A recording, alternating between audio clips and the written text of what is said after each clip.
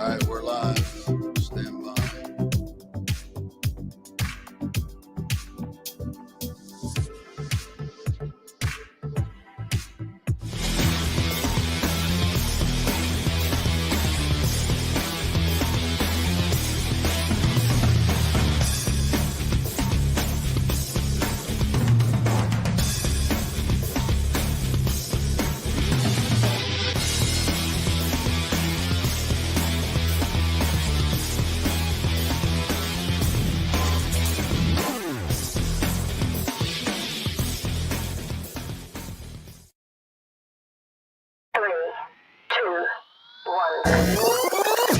Let's start. Hello, sports fans. Welcome to Fan Stream Sports. Nothing but pure sports. This is the JP Show. JP, it is so good to hear you back on the air. Stand by. Now, here's JP.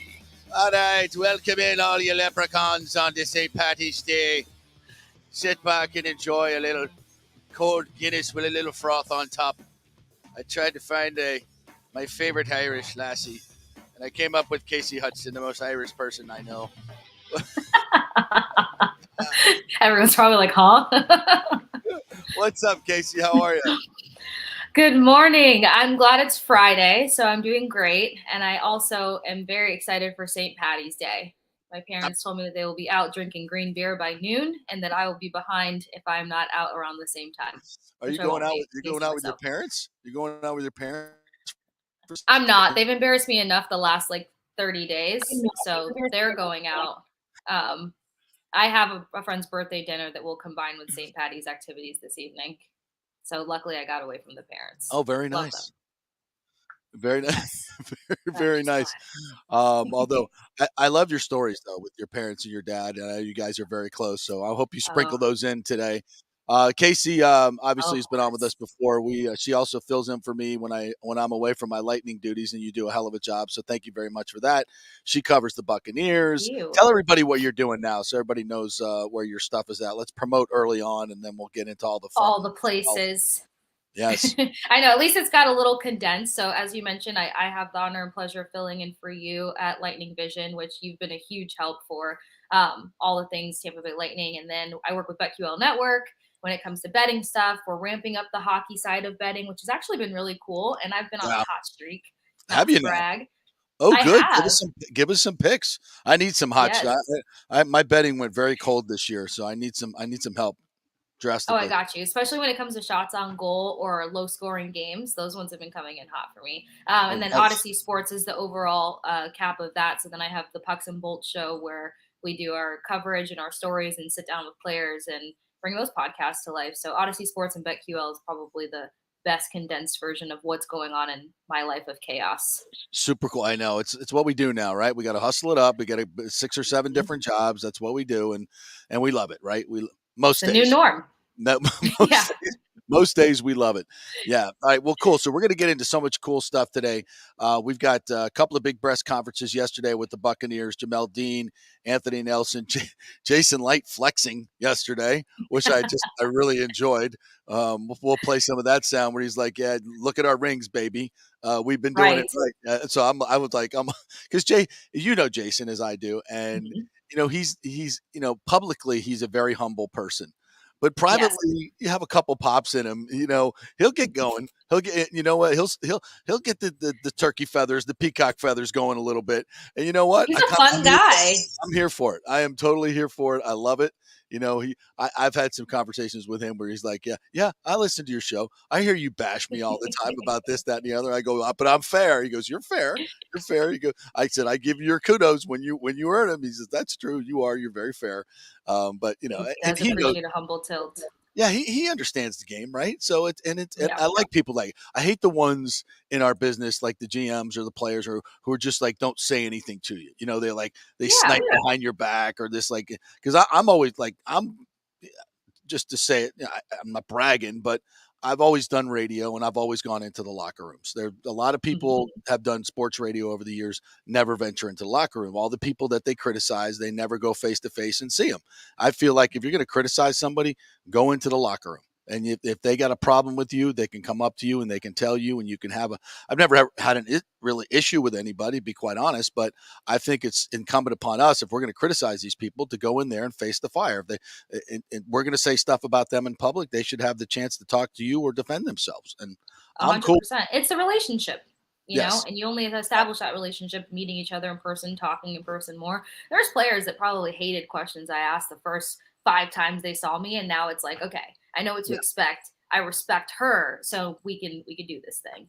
Yeah, yeah, and we can get into that a little bit too, because I'd like to pick your brain about because we just had International Women's Day and women in sports now, and how things have changed over the years. Because I've been through, since the start of my career, very few women were in the business, and now it's, gosh, if not 50-50, maybe even be more women in the business, which is fantastic. It gives a different perspective. Yeah, it's obviously where this thing needed to go, and we're also finding out that women are huge sports fans. I mean, I think a lot of times sports shows and what have you have always targeted that demo, male 25 to 54. That's over. I think the NFL now counts almost 45% of their fan base as female. Yeah. Yes. So Massively into it now, and it's not just that whole stupidity of trying to impress the guy thing. It's no, I right. actually enjoy watching this. Of course, those still exist, but more so than ever now, women aren't afraid to actually say they like sports and learn it for themselves, and I think that that's fantastic. Are you saying that women would watch football games and stuff just to hang out with the guys, and not really Oh my like it? No, gosh. that would never. No. JP. You Really? know how many people tried to be my friend when I was younger because it's like, "Oh, you get this sport, teach me all about it. I like your brother's friend or I like your brother." And I'd be like, Yeah. "Dude, I don't have time to sit here and explain this to you. I actually like to watch the game and talking is a sin." And they would think that I was kidding, and then they'd realize, "Oh, no, she's not kidding. She does not want me to talk to her during this game." So, that was such an interesting thing growing up to actually love and know Interesting. sports and to Yeah. have these girls just kind of like creeping around to be around my brother and his group of friends, and I'd just be so annoyed. It got to Yeah. the point where they started calling me the Remember the Titans girl, like the coach's daughter, Hayden Oh, Panettiere, and I'm like, that's not funny. you didn't like that? I didn't like it because of why they were saying it. Like they were Right. they were trying to be cute as to why, like, oh, she's too cool to explain the sport to us, and I'm like, go Google it. Right.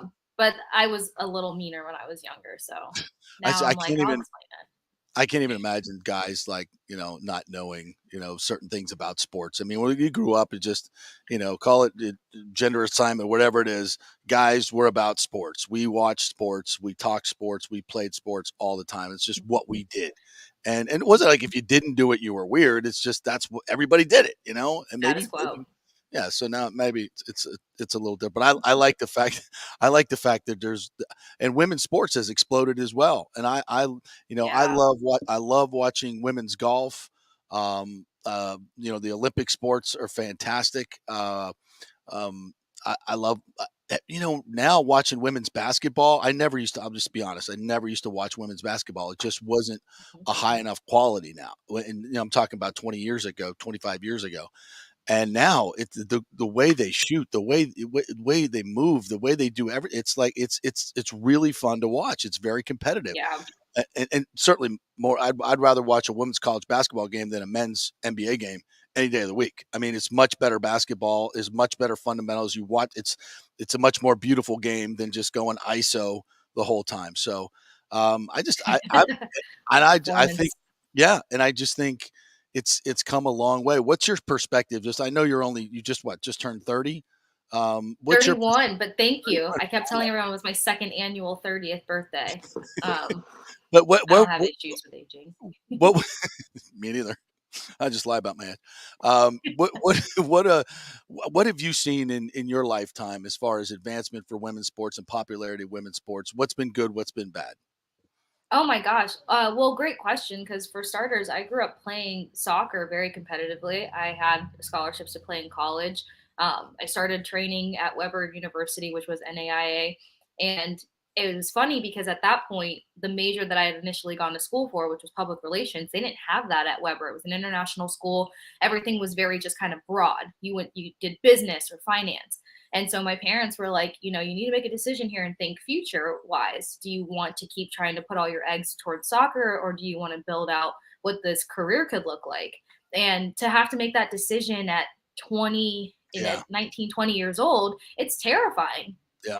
And the person, like me, I was such a perfectionist. Like, I'm over here, like, I want to play soccer at the best level possible. It just wasn't talked about. It wasn't really encouraged. There wasn't anyone that I could sit there and get advice from on what that path looked like. Whereas now, like, I have a 15-year-old niece, and sports for her is like before she even gets into high school, it's like, so these are the paths if you want to take it to the next level, if you want to go Right. pro, these are the pro options: in-state pro, out-of-state pro, out-of-country pro. So it's so much better talked about. There's actual paths and processes that people can establish for females to have a career in sports. Like, when I was growing up, I loved people like Sydney LaRue and Mia Hamm, and even they were putting up fights to be considered professionals, and they were crushing it, but they weren't talked about enough. Where now, the minute that a woman does something spectacular in sports, it's acknowledged, it's celebrated, and those paths are there for females to take.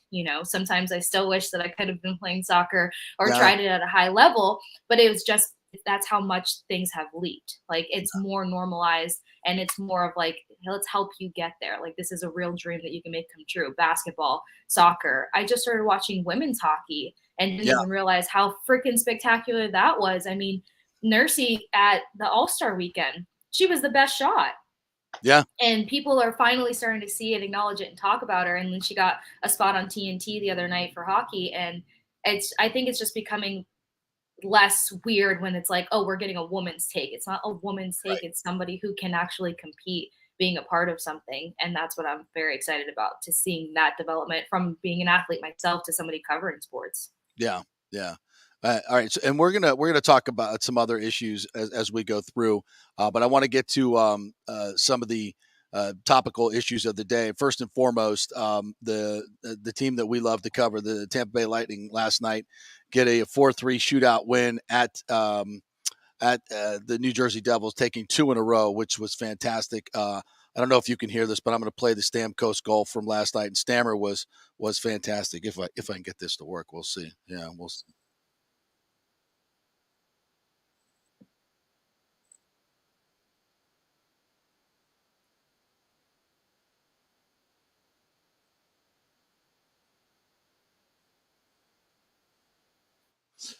Even Stamkos, now the Ross Colton goal got things going, but that was the Stammer goal, and that was just from The Office.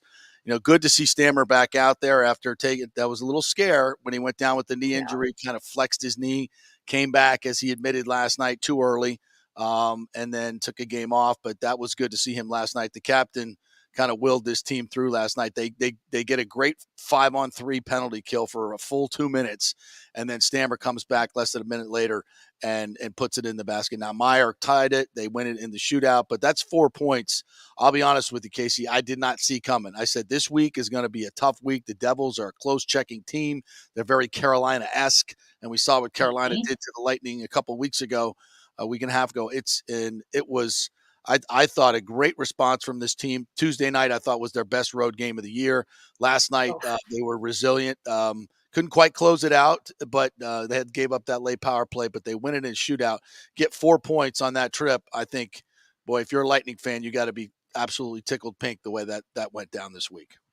Ecstatic, because I was right there with you, JP. I was terrified for them to have 2 games, let alone 3 3 face-offs with Jersey in a week total, because Jack Hughes was kind of getting on a hot streak. Timo Meyer's been crushing it.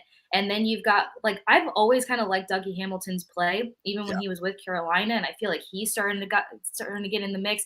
The scariest person on that roster for me, though, is Nico Hischier, and I just wasn't sure how they were going to manage them. And then you come into Tuesday night's game, you find out 20 minutes before the game, Stammer's listed day-to-day, not playing, and you still got 2 new guys getting acclimated. So I had no idea what to expect. But what I loved is that, as one of the commentators said it, they said that the passing lanes that New Jersey was creating was making it hard for the Lightning to have quality coverage on them, which you saw that in the first period. The best thing about seeing that, them pointing that out, was seeing how well the Lightning adjusted without beating themselves. They didn't start getting caught up in their game. They didn't start making those stupid, silly passes that they make.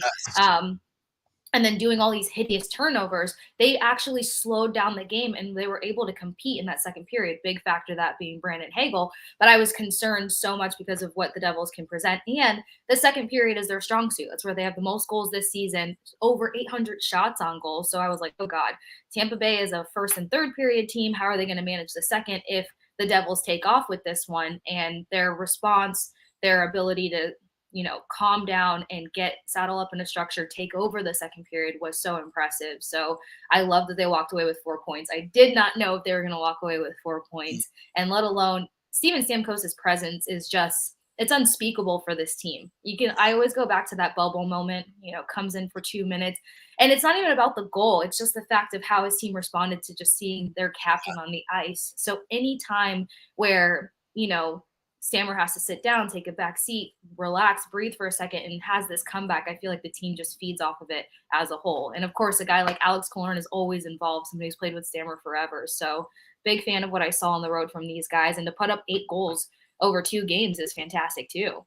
Yeah, exactly. Especially against a New Jersey team that's, a pretty good defensive hockey team. And now they come home.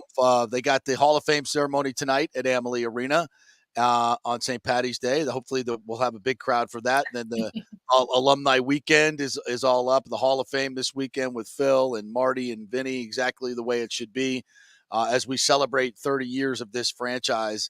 And it's, we were talking about this with Eric Erlinson yesterday. They've won 3 cups in this franchise since their birth, the last 30 years. I think he said there are only 2 other franchises that have won 3 cups, Pittsburgh and maybe Chicago. In the life, I mean, think about that. With all the teams, everybody, not a hockey market. Look at what we've done in 30 years. It's amazing. It's amazing the franchise, what they've been able to do. Give me a little bit of your perspective on what you've seen. Oh my gosh. Well, just growing up in Tampa, seeing what these tickets, I don't want to compare it to the Panther situation because it's nowhere near it. But I mean, tickets used to be near nothing, and it used to just kind of be an event that you come kind of get drunk at. And then all of a sudden the pieces started falling together so beautifully. And you have a roster that you talk about in comparison to top NHL players in the league, because not only because you have top NHL players in the league, but because of what this organization does. Julian Brisebois does so well at finding these guys who they're not the most talked about player, but they know exactly how to groom this player to become, a top player in the NHL, and to do it in the Bolt system. So I think what I've seen since, my first Bolts game was probably 2001, 2002. So Wow. to go from early 2000s to now, I mean, what are we, way over how many sold out games in a row? There's always 20,000 fans. I was going to say we're like 350. Yeah. Who would have thought this 12 years ago? When I was going to Lightning games 12 years ago, the student section was like $5, and we were sitting lower bowl for under $50. So I'm a big fan not only of the organization, but just kind of like one thing that I think goes for Tampa Bay as a whole is that character trait that's so important. You've got top characteristic guys in this locker room, and I think that's what helped make this organization go from, starting off to top notch in 30 years. And 30 years feels like a long time, but it's nothing in hockey when you're comparing it to the original teams of the Maple Leafs and the Canadiens and all that stuff. So to even be in that conversation, there's a lot of Maple Leaf fans too who I've talked to in the past year who are like, I'm a low-key Lightning fan. And I'm like, okay, I'll keep your secret because I know they'll end your life and cut your visa up in Canada. But to start winning over fans like that, including within this huge rivalry, that just tells you what this organization is doing in 30 years. Like, diehard hockey fans from Canada want to be in on the Lightning fun. Yeah, no question about it. And you mentioned Toronto. The Lightning are now 1 point behind Toronto, but Toronto has 2 games in hand as we head down the stretch here. And look, it looks like that's going to be the matchup. I would like to see the Lightning catch them. Not that they can't win, but they just haven't been that good on the road as the Lightning have been in the past few years. So, and I know they've gone into the playoffs saying it doesn't matter. We like to have the first 2 games at the other guy's place anyway. So it's okay. I mean, but that game's, I feel like this is going to be a lot like last year's series, and it may come down to that game 7. And even though the Lightning have proven they can win those game 7s on the road, I'd much rather have them at home. First of all, I Oh, get an yes. extra check, number one, but selfishly, but I think they have a goal in front of them now, and I think they can kind of see that. They can see the finish line, and this is what this team has been waiting for, right? I mean, it's been such a Yeah. long season, and to get to this point, this is what this team has been waiting for. The playoffs is what this team lives for, and now I think we're going to start to see the real Lightning team and everybody step up. And as I compare this team to last year, is it as good? And I'll get my take is it can be. I don't think it is right now. I still think the missing Ryan McDonough, Yeah. even Palat to some degree. I just, those two guys did things, especially in the playoffs, that we're going to miss tremendously. And do I think we found a way to play defensively without Ryan McDonough? No, I don't think the defensive pairs are settled at all. Here we are at game 70, right? So that's an issue. Penalty kill was great last night. So it was good to see that, because that's another thing that McDonough was so good at. It's just, you go back to the COVID championship, and Mike McDonough, you've heard Cooper say it many times. He may have been our best player in Yes. that whole deal. So I think they can be a little bit better, because Braden Point's going to be totally healthy if he stays healthy now, which he was not for the playoffs last year, and obviously couldn't finish. And that was a big reason they lost to Colorado. So I think that balances out the McDonough thing a little bit. So I think this team is 5-on-5 may be better than last year's team. I like Asimov. I like Tanner Janot. I like those additions, but I like to see him get on the scoreboard as well. So I think it can be, but I'm not sure it's quite there yet. And if I'm being totally honest, this Vasilevsky this year has not been the Vasilevsky of 2 years ago. And again, Right. this is like complaining about getting swirl soft serve ice cream instead of just chocolate. I don't know what it doesn't really matter. It's VIP tickets without free alcohol. exactly. We're nitpicking here, but that's kind of how I see this team heading into the playoffs. How do you see it? I mean, we're always on the same page, crazy enough, but not crazy enough, JP. It's true. I think that they are competitive, yes, but I think that their defensive issues will end up being, what sends them out of playoffs if that ends up being the thing. And a lot of it is because they don't have a stay-at-home defenseman anymore. That wasn't only Ryan McDonough's role, but that was one of the sturdiest roles back there. Eric Chernak's game has changed a lot. He's playing up so much, and not saying that he doesn't have the ability to track back. I just think that his role has changed. And I think he's still getting acclimated, and then he hasn't had the healthiest season either.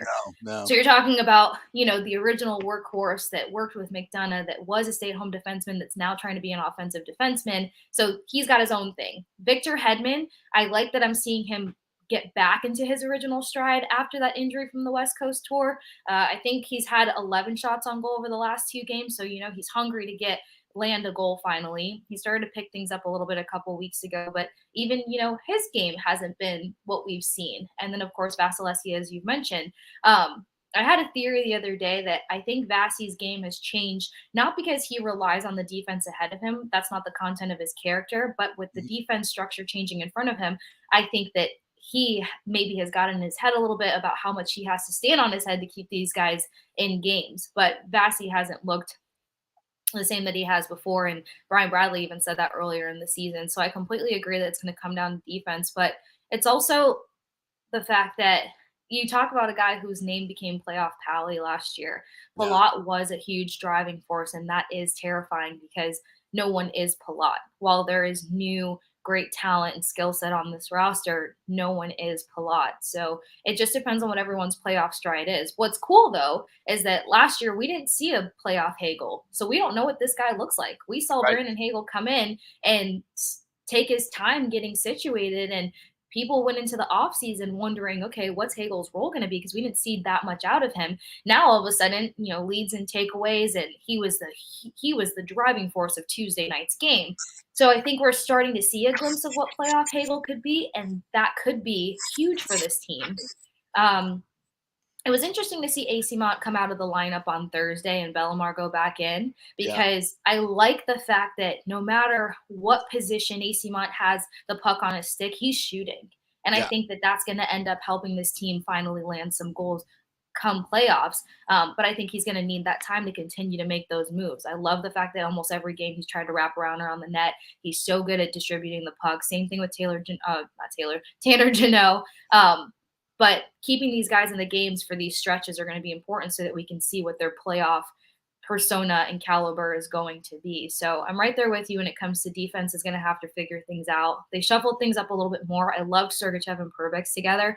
But Perbix and Hedman have actually been pretty yeah, elite lately yeah, too. yeah. And I think that Perbix is learning something completely different from Hedman that's helping him get that much more involved in the game. And Sergachev's a leader in his own way. So it's going to come down to how much playing time is Radish really supposed to have? Yeah, How I can was he going to ask actually you about help? that.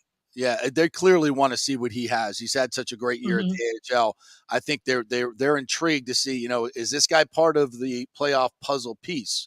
Right. Talked to Eric yesterday, and he likes what he's seeing, but where does he fit in? What do you think? That's the hard part because, the rotation there is either him or Fleury go in, and Right. they're two completely different people, Yeah. different style defensemen. So if they're looking to try to continue generating, Alex Killorn has said it the most lately that the biggest aspect of their game was breaking pucks out, meaning pushing the puck forward. Right. Well, when you have defensemen that are helping contribute to that, I think that's where the job gets won over. I feel like I've seen a better effort of that from Fleury, weirdly enough. But I do like what I've seen in Radish's game. It's just, he had his pocket picked a couple games ago. I think it was like the second game that he ever Yeah. played. Could have been an easy mistake. He's still getting situated in the NHL. I just don't know if we have the time for those mistakes so close to Right. playoffs. And then boom, we're going to be in playoffs potentially versus Toronto. You can't have a young guy getting undressed by any means when it comes to defense in that D zone. I'm just really scared about the D zone. Yeah, what one goal like that in the playoffs could be so huge. So yeah, absolutely, Hmm. 100% agree with you. All right, I'm gonna try to play a little bit of John Cooper sound here, so bear with me. It's 2 minutes long. Not sure if you're gonna be able to hear it, Case, but hopefully everybody else will. Here we go. This is from last game. John Cooper.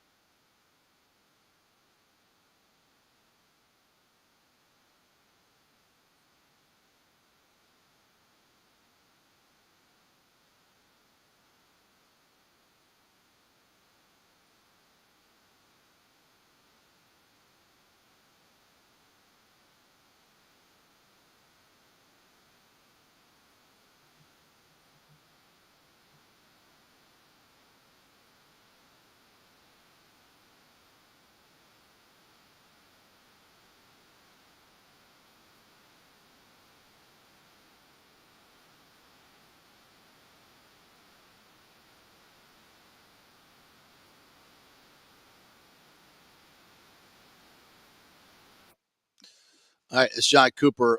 Last night, it's interesting. The back to back. I think it's good for hockey to be quite honest. What do you think, Casey, about the back? Hold on. Say that again. What do you think about these back-to-backs where the teams don't have to travel? I love it. I think it's good for hockey. I think it's good for the players.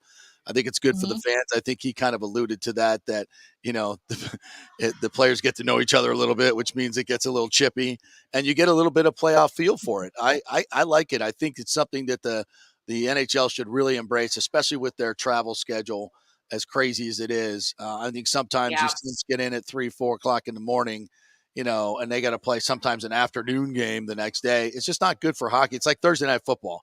I don't like Thursday Mhm. night football. I don't need Thursday night football. I have enough football on the weekends. Go back to college being Thursday night where they can schedule things out and teams don't have to play, in 4 days. It's not good for the game. It's bad football. And I think in hockey sometimes, to ask these teams to turn around and play less than 24 hours later or whatever, and the travel is brutal. So, Oh my I like gosh. it. I like the whole idea. What do you think? I love it because I think there was some conversation going around about players and how to shorten the season, but not shorten the season and kind of changing up some structures. So if you're not running to hop on a flight after every single game to move along, and if you can kind of get those back to backs in, that would be so helpful. And it's way better on their bodies. I mean, this is one of the most taxing physical sports in the world. And they're expected to constantly just jump on a plane and be in a whole different city or country to continue to play and stuff right away. So I like it. I think that's also what probably contributed to the Bolts' success. They were able to just stay put in Jersey. So they were kind of able to have that routine feel. The guys talk so much about having a routine. So knowing that they were going to practice the next day, grab some food, hang out, bond themselves, talk about what needs to change and not be running about in the mix of all of it, I think it helps level them out so much more. Yeah. And as you perfectly put it, it is a playoff feel because when you're two games, in each city and stuff, you are staying overnight and having to hang out there and then move along. So I think that was very helpful for them to just keep their legs under them for a second and coming off of that back-to-back weekend from Chicago and Winnipeg. Yeah, and this is the team that's played so much playoff hockey and pressure hockey. This is, they're going to be very thankful almost when it gets to playoff time and they can settle in one city a little bit more, and the travel won't be as much. All right, we're going to take our first break, Kasey, and we'll come back. We're going to talk some Buccaneers, a couple of big press conferences yesterday with Jamel Dean. By the Jeeves Law Group, Jeeves lawgroup.com. Go to their website, contact them. If you've been in an accident or you have your car totaled and it didn't get what you think you should have, reach out through the website, jeeveslawgroup.com. Back in 3. Stay with us. The PGA Tour's Valspar Championship returns this March 16th to the 19th with 4 days of golf action plus the host of fun activities that make it Tampa Bay's hottest spring sports ticket. Sam Burns, who won in a thrilling playoff last year, is looking to make it 3 wins in a row on the Copperhead course at Innisbrook Resort. He will be challenged by a top field that includes Jordan Spieth, returning for the first time in 5 years. The 2015 Valspar champ counts 13 PGA Tour victories, including 3 majors in his career. It will be a great field and great fun. Tickets are on sale now at ValsparChampionship.com for all tournament days, both grounds tickets and premium ticket options. You don't want to miss the 2023 Valspar Championship. Hey guys, are you experiencing those feelings of getting older, lower sex drive, fatigue, hot flashes, moodiness, or you just don't feel like you had the vitality you once had? It's a chronic problem here in the United States. You're not just getting old, it's likely low testosterone. Studies over the last 20 years show a shocking decline in younger males aged 16 to 39. Older men have seen a sharp decline as well. So do something about it. Go see my friend Christopher Lugo at Bay Area Modern Medicine. Look, testosterone replacement is not a frivolous treatment. It takes a professional, targeted approach that focuses on total body wellness, vitality, and emotional stability, not a one-size-fits-all approach like many clinics use. They will monitor your blood work and adjust your treatment as needed for optimal results. Folks, I've been on testosterone therapy for over 6 years, and it is a life changer. You will feel and look better than you did 10 years ago. Give them a call at 844-977-3477 or go to BAMMC.com. Tell them JP sent you for priority scheduling. That's 844-977-3477 or BAMMC.com. JP here for the Jeeves Law Group. Have you been injured in an accident, in an auto accident, truck accident, motorcycle accident, at work, or at a place of business? Well, call the Jeeves Law Group and get the personal attention that you deserve. I made the mistake many, many years ago with going with one of the bigger law firms, the national law firms. And let me tell you, getting a call back from those folks was next to impossible. Weeks and weeks would go by. Never get a call back. That doesn't happen with the Jeeves Law Group. Personal attention is what they're all about. When you call the Jeeves Law Group, you will be part of the family. They will represent you in a vigorous and aggressive way against the insurance companies.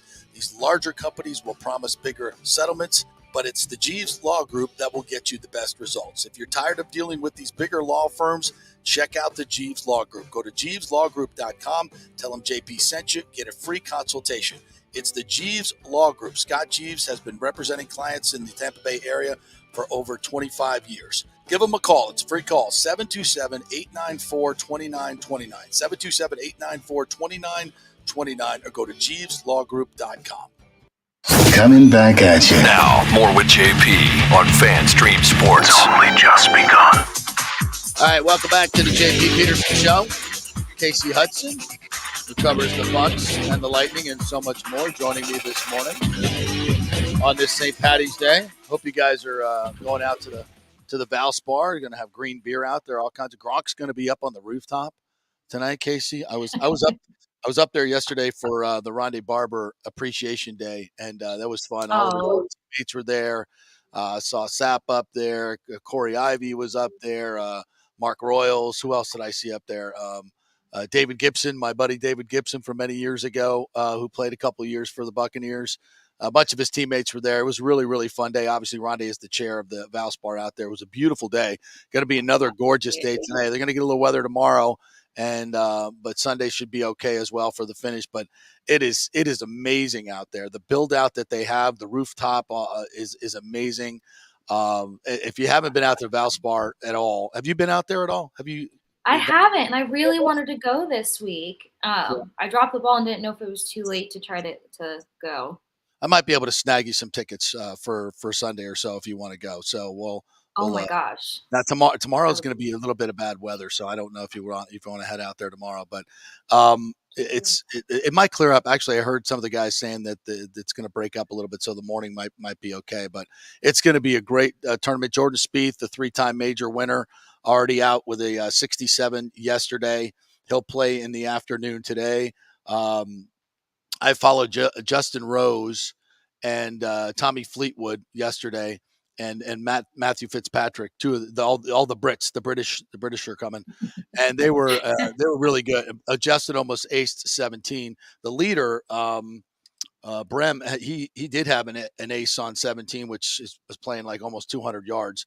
So it's great fun out there, and I highly implore everybody to head on out this weekend to the Valspar Championship. It's going to be great fun. Get your tickets at valsparchampionship.com.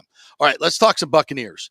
I've said my soliloquy on the Bucs and what they've done this week, which I think is just way more than I expected them to get done. Jason Light to get done. And Jason said yesterday, let me get the quote here, because unfortunately people are not hearing the interviews when I play them. I did something wrong, so we're not going to play anymore, but I'll give you the quote. He said, if I go back in time, I would do it all again. Light said, we borrowed about $100 million against this year's cap and future cap to do what we did. Came close to second time, but if anybody wants to criticize what we did, they can come to any of our 3 homes, as he was up there with Jamel Dean and Anthony Nelson, and look at our rings, and we're going to pursue another one too. So Jason Light flexing a little bit.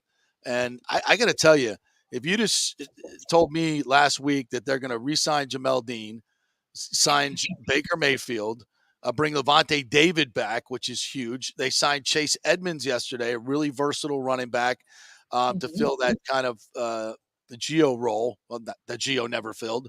And with the guys they got coming back, I think this is a freaking home run. I think Jason Light has absolutely crushed it. And I got to sit here and say right now, as I look, and we got a long way to go, but as I look across the NFC South, I still think the Bucs have the best roster. I know Derek Carr pushes the Saints up a little bit. I get that. But I don't know. I think with being able to retain, Jamel Dean was the 4th or 5th best free agent on the market, depending on who you talk to. Levante David was in the top 15. So they got 2 top 15 free agents back with them, and they were $55 million over the cap. And they got a quarterback who I think is going to fit in really nicely to this offense. I think their offensive line is going to be solid. We haven't even got to the draft yet. They need a few more pieces on defense is what I really think they need. But I got to give major kudos to Jason Light to be able to do what they've been able to do. I think they put themselves in great position. What do you think? I think it's been an epic surprise. I mean, we hear about all this dead cap space and all these issues, and then all of a sudden moves are being made. But it comes back to that character thing that I was mentioning about these Tampa Bay teams. You've got guys who are willing to restructure their contract without blinking an eye, which creates space and room for this team to build. And we didn't know how that build was going to look. Now, what I will say is with Jameel Dean, I'm glad that worked out. He needs to stay healthy, and he needs to be able to reel in a couple more balls, not just have 2 interceptions versus the Saints and call it a season. But the potential is there. The excitement is there, which is fantastic. And they knew that they had to lock down a key piece, a guy that beat out John Murphy Bunting for a starting position. Yep. And a guy that they relied on to hold down the defense in so many different games. So it was a very deserving contract. I know some people were upset about Anthony Nelson's re-signing, but look, he had a career-high 5 sacks last year. He topped that by a half a sack this year. He's on a good trajectory to keep growing and getting better. Long guy out there. He's a sponge. He's very smart. He's willing to absorb whatever comes his way with new coaches. Who knows what next level is in the package for Anthony Nelson, and then Levante David being the ultimate leader. I think a big thing too that nobody's taking into account, and maybe you'll get a hoot out of this one, JP, is I think this team's going to function different as a whole because Tom Brady's not here. And Yes. It's not that the Tom Brady era wasn't great. It's just that this previous Tom Brady era, the 2022 Tom Brady era, it was too much drama. Nobody wants to talk about it, but that affects these guys mentally. They weren't able to leave work at work. They weren't able to be home at home. There was just too much drama intertwining and everything. And I think it weighed on them.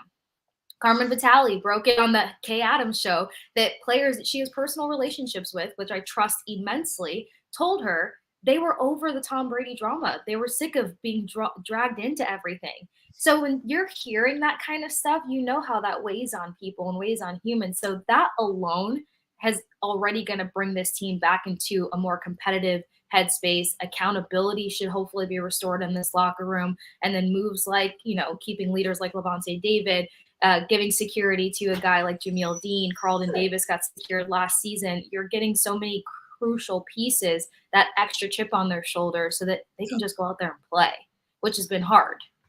I'm so glad you brought that up because Carmen's right on the money. The guys that I talked to, they didn't want it out publicly. And I said, I will honor that. I'm not naming any names, but as we went through the season, I was trying to tell people this is not the Tom Brady thing that we've had the last couple of years. It's not. From the very beginning, and I had some very good intel on what was going on in his life, and we shared that as much as we could with the audience when he took his break. And I told everybody, he's trying to get his marriage together. He's, this is what this break is all about.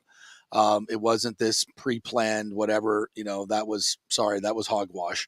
To pre-plan maybe a couple days ahead of time. I remember the day after Ryan Jensen went down, Tom Brady was suddenly not there, and everybody's like, "Oh yeah, this right." No, it's not." And I get it. I get it. They're trying to manage, everything, and because they knew it was falling apart, and they knew Brady was not Brady. You could see it when he walked to the podium. We all went, "Remember the first time we saw him? The sunken face. Who took Tom Brady?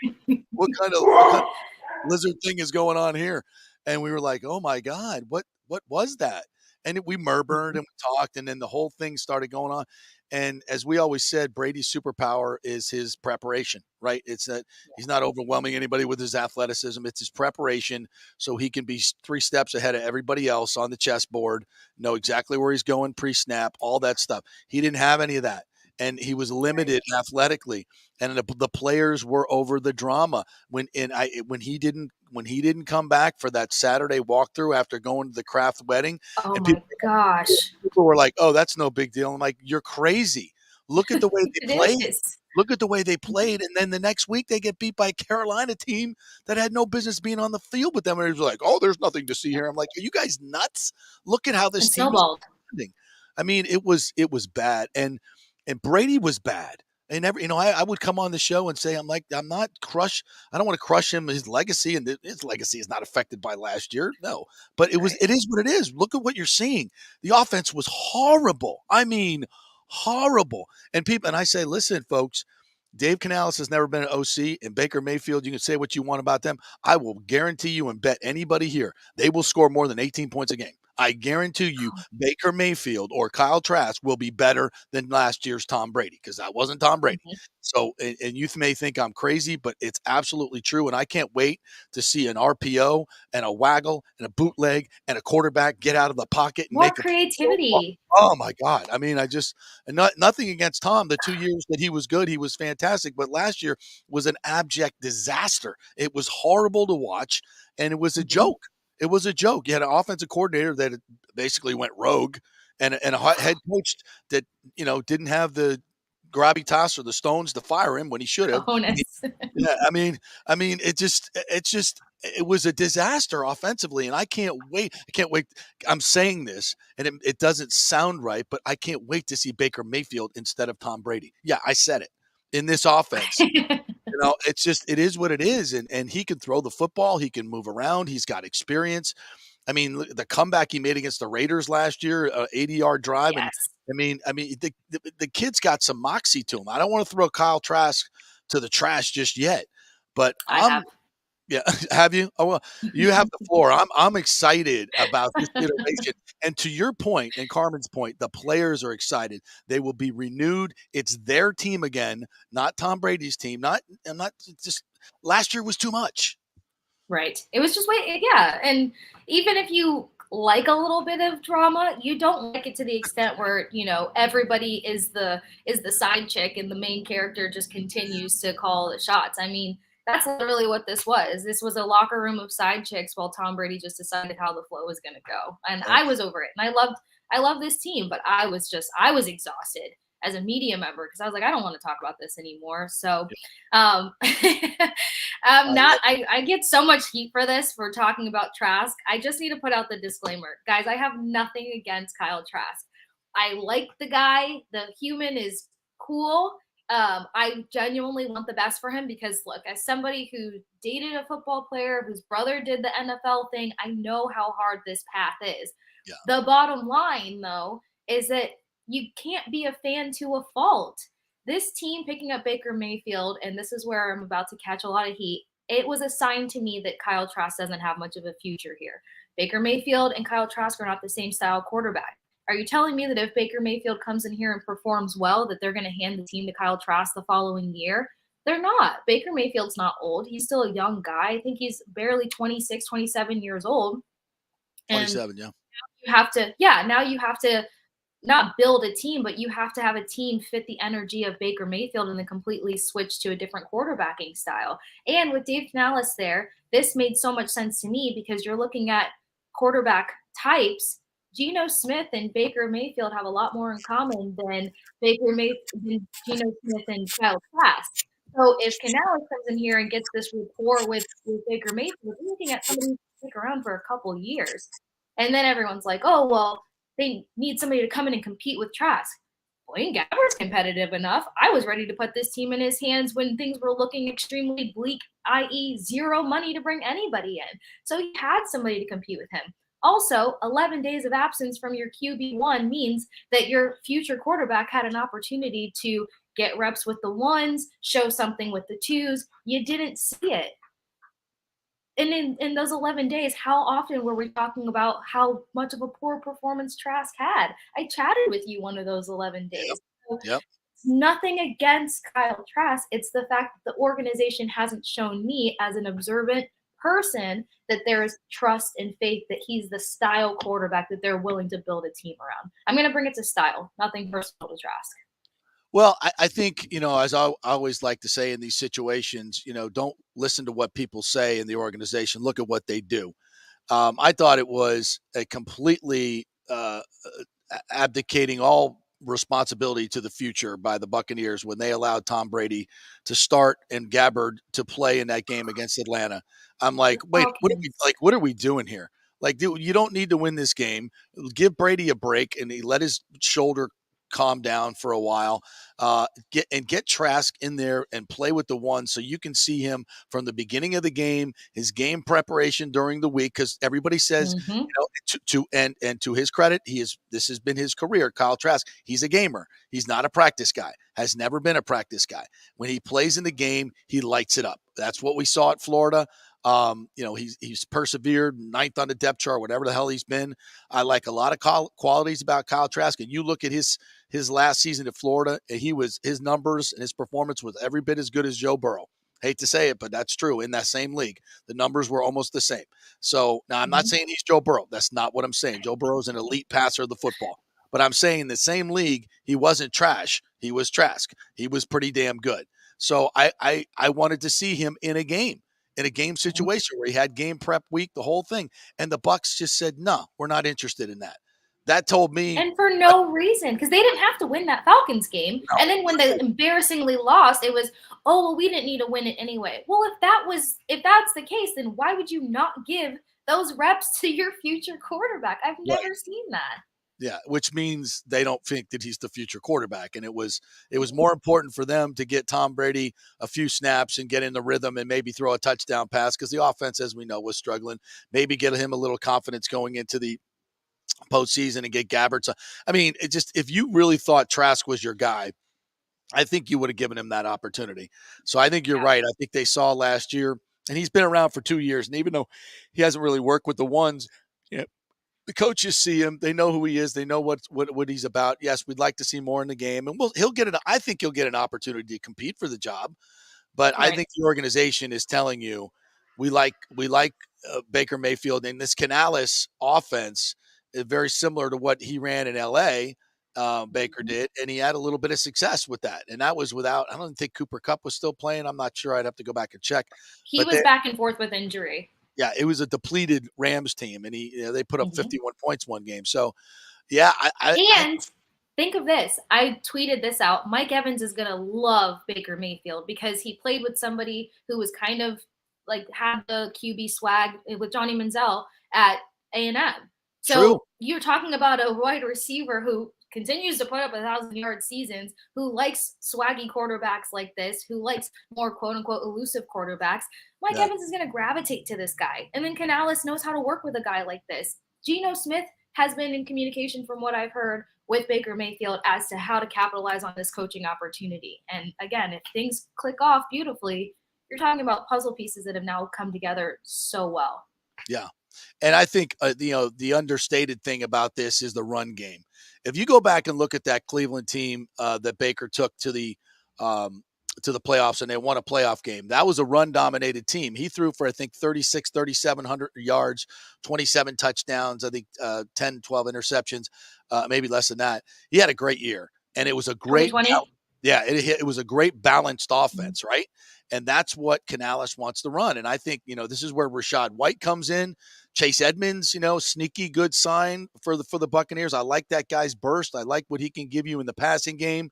So you got that mature. And I still think, Keyshawn Vaughn is a player. I like what I've seen from him when he's gotten a chance to play, but Byron Leftwich never wanted to play him for whatever reason. The other coaches loved him, and Byron was like, eh. And we know what his clearly his ideas weren't the spottiest. So, look, I think this running back room is good. I think they'll probably add to it. Maybe in the 5th or 6th or 7th round, get a speedster. Maybe find a Pacheco, like the Chiefs did. And I like this. And I like this offensive line. I think this offensive line already, without drafting anybody, Wirfs moves to left tackle. Maybe a 5 to 6 game. Period where he's learning it, but he'll be the best left tackle in the game within 2 years, in my opinion. I just think he's that talented. You got Ryan Jensen at center. You got 2 all-pros. Anytime you have 2 all-pros on an offensive line, it's a good line, right? And you've got, I think Nick Leverett played well. I mean, he graded out well. He can be your left guard. You can move Hainsey or Gedeke to right tackle, right? Or the other one can play guard. I think the 5 of those guys that's a talented group. And now you have an offense where the defense doesn't know you're definitely passing or you're definitely running, which is what every team knew last year. Most predictable offense in football. You got RPOs now where linebackers have to wait and see, is it run or is it pass? I mean, these linemen, it's going to be so much easier for them. They can, I can't wait to see this offense without Tom Brady. I know it sounds crazy, but that whole mix, and I didn't even mention Godwin, who I think is a top 5 receiver in this league when he's healthy. Evans, you mentioned Evans. If Russell Gage can be healthy, we've seen what he can do. I think Devin Tompkins is has something to offer with his explosive speed, and the dude can catch balls in traffic. I love him. They'll probably draft a receiver. I'm getting excited about this Bucs team, and they haven't even gone to the draft yet because they kept the 2 corners. You got 2 elite corners now, right? And you've got Levante back. So I'm excited about this team. I'm a little crazy, but I love it. No, it's worth being excited about, though, because I think the last time you and I chatted, too, I was skeptical about the offensive line, but you explained it so well to the point of, we're actually not in as much trouble as it may seem. Then we started hearing about Tristan Wirfs making some changes and the other versatile players getting back to their home base position that they played in college. And you're like, oh, crap, now it's going to be second nature for them. So offense is starting to feel like it has a pulse again, which is great. I would say that the additions need to be made on defense. And you lock down 2 corners. Carlton Davis knows what he needs to bring to the table next season. I mean, he said it in press conferences and training camp this past season. It's time for them to reel in more interceptions. But other than that, I mean, he kept up with the best of the best in terrible conditions this previous season. So there's a lot to be excited about when it comes to this team. Definitely when it comes to this offense. I mean, even taking it to a whole nother level. We love Cameron Brate. I respect and appreciate everything he's done for Tampa Bay. But it's time for Cade Otton. It's time for him to be given the time that he has earned and deserved. And this offseason is going to be crucial for him because those little minor mistakes that he had during games, he can clean those up now and actually be beyond useful coming to next season. Ko Keefe, I'm probably his biggest fan. He can help with blocking, and he made some good catches. He'll rank up that confidence in the offseason as well. So they have enough youthful pieces, too, that can contribute right out the gate. And I think it's just going to take one quality offseason because they showed so much in such a crazy time with this team. A lot of maturity, back to that character thing, and then a lot of potential in their skill set. The skills are there. It's just now coaching everyone up to their best potential and not being stupid about it, which I think all of that craziness is hopefully behind us. So very excited. I just can't wait to see what they do with defense. But as you mentioned, this draft is going to tell us a lot. Do you pick up another receiver? Do you get somebody very shifty out there? What do we do with defense? Can they bring back a guy like Logan Ryan? I like his leadership skills. I like how him and Antoine Winfield Jr. feed off of one another. I think that Antoine Winfield Jr.'s workload was a little too much for him this season. Not saying that he didn't fulfill it well, but I'm saying you didn't preserve him to the point of where he can play his best football all the time. And that's when you start getting injury prone. So there needs to be a few changes there to where Antoine Winfield Jr. is an answer to every single problem. Once they make those adjustments, they'll be in a good position. Yeah, the defense needs some dogs. They need some dogs. JPP's gone. Sue's gone. I think they missed those guys last year. Absolutely. They need to draft. To me right now, what this team lacks, and I hope Shaq Barrett comes back and is Shaq Barrett, right? And I think he'll have a good comeback. He may not be the 19.5 sack guy he was before coming off an Achilles, but I think with that 19th pick or with they trade back into the 20s, it's a great draft for edge rushers. Go get me a dog edge rusher. I want somebody who's mean. Please. I want somebody who's nasty, who brings an edge, who brings energy to the defense. And then I would like to get another big defensive lineman up front because I'm sorry, Logan Hall just, he and JTS so far have been a disappointment to me. I think, I love they're great guys, but I think they're undersized. They're good. I make this joke all the time. They're just too good looking. The both of them are just too good looking defensive linemen. They're just, they're too nice. They're just good dudes, man. They're just like the best hockey players. You got to be missing teeth in order to tell me that you're doing something good on the ice. And they are pretty. I think they were just banking too much on JTS's athleticism, but the comparison that I was picking up on this past season is kind of like when Devin White is in that full throttle, like, all bull, no, all horns, no processing kind of thing. You overdo it. You miss the play. And I think that JTS was kind of starting to do that sometimes too. I think that he was just trying to heavily rely on his athleticism to make the play happen, but you have to be strategic. You have to Yeah. stick to a plan. You have to be logical to a sense. So maybe they can reel him in because Devin White is still questionable when it comes to what play is he going to execute logically and what play is he just going to Yeah. run for days on. Exactly. So if they can reel him in this offseason, then hopefully JTS has some potential. Logan Hall, I will say, I was kind of surprised. I thought he'd be a bigger impact early on, and he's kind of a big teddy bear. Yeah, the biggest play he made was second day of training camp, and it wasn't good. That was his biggest impact play.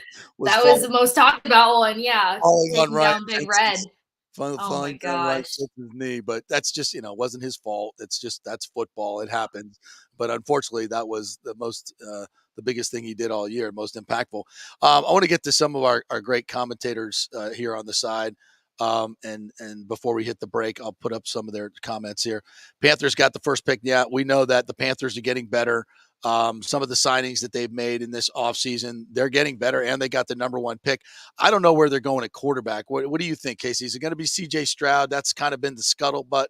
The Panthers like him, but what do you I think think? that's what they're leaning towards. At least that organization is very big into kind of giving those opportunities until they are completely tanking, and Right. that's what I've heard the most. And they're making good building picks around that. So if anything, I would almost say the Panthers are going to be scarier to face than the Saints, Yeah. regardless of Derek Carr. Yeah.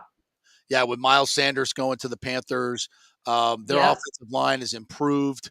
And let's not forget they beat the crap out of the Bucks last year. And it was 21. their run game. So Yeah. now with Miles Sanders in the mix, like their run game is what started to help them win games at the end of last season. And that was with them going down to their third string quarterback. That was just with a lot of moving pieces. So with a little bit more stability and the build that they're doing around this guy, I think Yeah, and they it might be all a little depends on scary. their quarterback, how good their quarterback. If they pick Bryce Young, I love the kid and I respect what he's done. I just his size just really for an NFL quarterback. Think about it. When's the last time a 5'10" quarterback won the Super Bowl? I have no idea. Exactly, exactly. I Russell really wanted to have an answer for that, but I have no No, idea. Russell Wilson is about as close as you come. Drew Brees about as close as you come, but it's just really, really difficult. And in college, especially at Alabama, you get bigger pockets, more throwing Mhm. lanes. You can see, and even and people don't talk about this enough. As a receiver, right? You can't see him. And you can't see the ball comes out of a pile. Like I was watching Tua last year when he was here for the scrimmages, and Training. yeah, training camp, and I'm watching him from the front. And if you're a receiver, you don't see the windup, you don't see where his shoulders Mm, are, you don't see where his eyes are. You don't even know if it's coming to you yet until that thing just pops out of a pile. So it's and as accurate, even as accurate as Tua is, and it's sometimes it's more difficult on the receivers. It's more difficult on the right. quarterback. And then when you look at Tua, most of his injuries have been what? When he's held and thrown down like a rag doll because he's so small. You can't throw Justin Fields down like that. You can't throw Jalen Hurts down like that where their heads bouncing off the turf. And I look at Bryce Young and I say, he's Tua. He's Tua. And they're great. But can they stay healthy? And you want to take a first overall pick who's not going to, be able to take the beating, even though they Right. protect the quarterback. I just think it's risky. What do you think? Yeah. Well, I mean, that's a great point. I didn't think about the fact that, them not getting a chance to see or read the quarterback themselves while they're en route can screw things up for them. But it does make sense because it's I mean, I could compare it to soccer to where like soccer, you're not looking at your teammate, you're looking at their hips. And you're kind of reading their footwork to make sure that you're in the right position and so on and so forth. So that's actually a great point out. But yeah, I don't think smaller look, this league can't change to the point to where it's like smaller guys Right. and then now you've got, elusive quarterbacks and now the quarterback position is changing. It's too many changes at once. I think it's one thing at a time. You're over 6 foot, you can use your legs, you've got a strong arm. So I don't know how that'll play out for them. I think that the Panthers kind of because they did that carousel of quarterbacks this past season, they're almost like a whatever we'll do. And then if our run game is strong, we can rely on that. I don't think it's a strong long-term solution or even, past the 1-year solution. But yeah, I completely agree. Now, putting those pieces together, it doesn't make sense if you're looking to build out the team. If Right. you're looking for a 1-year solution, you can maybe risk it, but it'd be stupid of them to do so because they're adding some nice pieces. They can be scary if they continue to make good decisions. It'll be interesting if the Panthers go with Cam Newton 2 and Anthony Richardson. It'll be Cam Newton too. I haven't heard that one. I just came up with that. Yeah, because I mean, the Panthers, that was their golden age, right? With a quarterback like that, and Anthony Richardson from a physical standpoint is every bit of Cam Newton. But he's even more mature than Cam was coming out, and maybe will probably mature. And I don't think Anthony Richardson is ready for the NFL. I just don't. I would like to see him stay one more year in college, make some more money. And then, but he knew he was going to be a top 10 pick, and now he may be the number 1 pick. You got to come out. You just got to, if he went back to school and had a horrible year, his stock would go down. It's not. I get why he did it. He could bet on himself and win the Heisman Trophy. And what's he going to do? Be the number 1 pick? He's already maybe the number 1 pick. So you can't take that chance. But I think it's going to be fascinating watching his career. I'm on the record saying I don't want him to come to the Bucs because I just think it's too close to Gainesville. There's a lot of whispers about him, being, really tied to that group of kids that he grew up in, which, it's hard to break those ties. Right. And so I just don't think it would be a good fit with a veteran locker room and et cetera, et cetera, et cetera. I think he went to the Panthers or someplace else. Good for him. I'm going to be rooting for him. I can't wait to see I just can't wait to see that talent in an NFL game. My God, he's crazy talented. So we'll say I don't think it's a good fit for the Bucs, but I'll be interested to see where these quarterbacks go because I think Richardson's going to be interesting. I think Will Levis is going to be really interesting to see how he turns out to be a professional quarterback. I think all these guys have boom or bust. The top 4 guys have boom or bust written all over them. I can't get a feel. I know. And I think they have a lot more pressure on them because some of the quarterbacks that we saw, freshman quarterbacks this past season and last season, they came in and they were at least able to hold their own. So the bar has now risen. And I kind of feel bad for some of these guys. I mean, you make a great point, JP, because college football has changed slightly after the COVID stuff that happened, the rescheduling that took place. Now you've got conference changes. I mean, UCF is in a completely different conference. So there's been a little stability when it comes to college football, which I think beforehand you could kind of count on that stability. And then it was a bigger conversation as to whether it was time or not to come out. Whereas now it's like, why not? So I don't see him passing up a chance to already hit the league and seeing how quickly these guys can end up wearing the leadership hat and having to lead their team. I mean, Brock Purdy had to motivate a lot of these guys for sure. And you can tell that this organization still wants to give him a chance, the 49ers. I mean, you bring in Sam Darnold, you let Purdy get through his surgery offseason, you've got a great competition going on. And I think Purdy can win out and continue to lead the 49ers, crazy enough. Wow. So, I think that he has a good chance. And what do they do with Trey Lance then? He'll be on the trade. It's really bad that I have forgot that Trey Lance is on that roster a couple of times. Purdy went 7-0 for God's sakes. Look what he did, and his numbers were among the best in the game. It wasn't just that they were running the football, and he was making plays. He wasn't turning over the ball like a crazy, a scared kid in the pocket. Yeah, I will say this. Because somebody else did remind me the other day, Trey Lance still exists. I'm so sorry. And when I thought about it, just think of the chemistry. Yeah. George Kittle and the guys on this roster, they're obsessed with Brock Purdy. Chemistry gets you a long way in any major league sport. So you weren't seeing that initial chemistry between Trey Lance and his weapons. And now you see that with Brock Purdy. As long as he comes back from this surgery, I think that you don't mess with a good thing. So the competition is going to be insane there. That's for sure. But I think that kind of encourages these college guys to realize, you better take this crap seriously because you have a chance to actually take over a team from the beginning. And make an impact. All right, we're going to hit another break, and when we come back, we'll get to some of the comments you guys in the chat room are killing it, so we'll do that. Kasey Hudson will stay with us for the second hour. We're going to get into some pop culture in the second hour. We're going to have some real fun. We're going to find out what she likes, where she likes to go for restaurants, music, concerts, all that good stuff. And we'll talk some more Buccaneers, and we'll get to some Valspar, all kinds of stuff coming up in the second hour. Stay with us.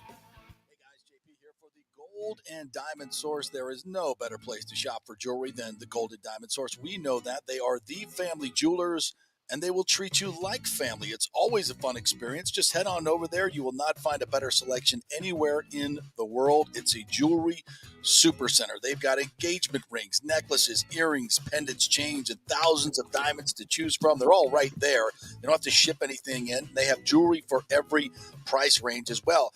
Guys, if you're looking for some of those baller watches, they have a great selection. They have new and used. You can get some great collectibles there as well. And if you're looking for some more affordable gold and diamond jewelry, you have to check out the Emily collection from Emily Johnson Weintraub. Emily created this collection for people who want to wear and stack elaborate jewelry but don't want to pay the big ticket prices. You got to check this stuff out. The Golden Diamond Source has plenty of options to accommodate any budget, interest-free financing for up to 5 years, and a layaway program, 20% down and only 6 monthly payments. And this month only, get up to 15% off the March birthstone, which is aquamarine. Like we always say, keep it local, folks. The Golden Diamond Source, Julie and Steve Weintraub, such great philanthropic benefactors.